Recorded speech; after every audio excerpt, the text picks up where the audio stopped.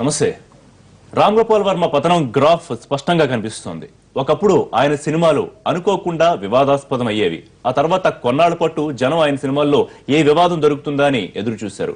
ఇప్పుడు ఆయన జనం పట్టించుకోవడం బాగా తగ్గిపోయింది. దీంతో వర్మ వివాదాలనే కేంద్రంగా సినిమాలను అమ్ముకునే ప్రయత్నం చేస్తున్నాడు. ఆఫ్ స్క్రీన్, ఆన్ స్క్రీన్ ఏదో ఒక పనికిమాలిన వివాదాన్ని రేపి వార్తల్లో ఉండాలని ప్రయత్నిస్తున్నాడు. మిగిలిన వివాదాలు పెద్దగా పట్టించుకోవాల్సిన అవసరం లేకపోయినా సావిత్రి సినిమాతో ఆయన సృష్టించాలని చూస్తున్న వివాదాన్ని మాత్రం తప్పకుండా ఖండించాల్సిందే.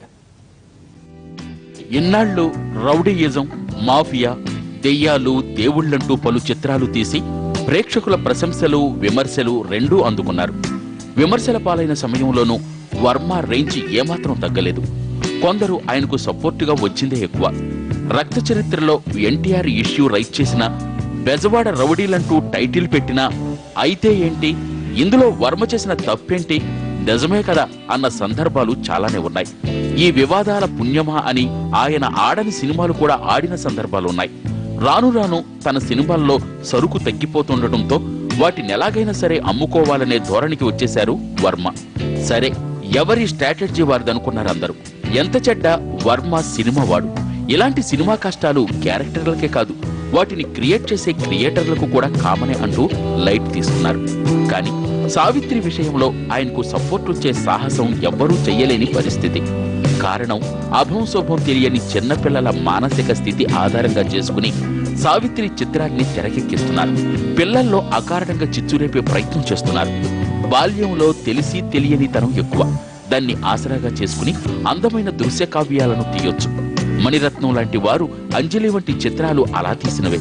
కానీ వర్మ బాల్యంలోని వికృత కోణం వెలికితీసే ప్రయత్నం చేసి అవాస్ పాలవుతున్నారు. పట్టుమని 12 ఏళ్లు కూడా లేని ఓ టీనేజర్ తన టీచర్ మీద మనసు పట్టమే కథాంశం ఆధారంగా చేసుకుని అనవసర రాద్ధాంతానికి కారణమవుతున్నారు. తాను స్కూల్లో చదువుకునేటప్పుడు ఇంగ్లీష్ టీచర్ సరస్వతి అంటే పిచ్చెక్కిపోయేదని, ఆ సరస్వతే సావిత్రి సినిమాకు ఇన్స్పిరేషన్ అని, అందరి జీవితాల్లోనూ ఒక సావిత్రి ఉంటుందని, చిన్నప్పుడు స్కూల్లోనో, ఎదురింట్లోనో, పక్కింట్లోనో ఇలాంటి వాళ్లను చూసి టెంప్ట్ అవ్వని వాళ్ళు ఉండరని వివరణలిస్తున్నారు వర్మ.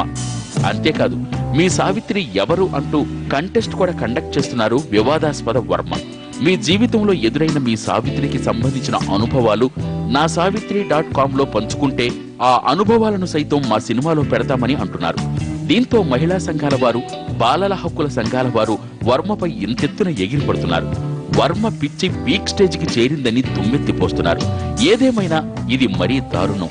డూస్ డోంట్స్ తెలియకుండా వర్మ చెలరేగిపోతున్నారని, what they need, what they want తేడా తెలియకుండా ప్రవర్తిస్తున్నారని మండిపడుతున్నారు.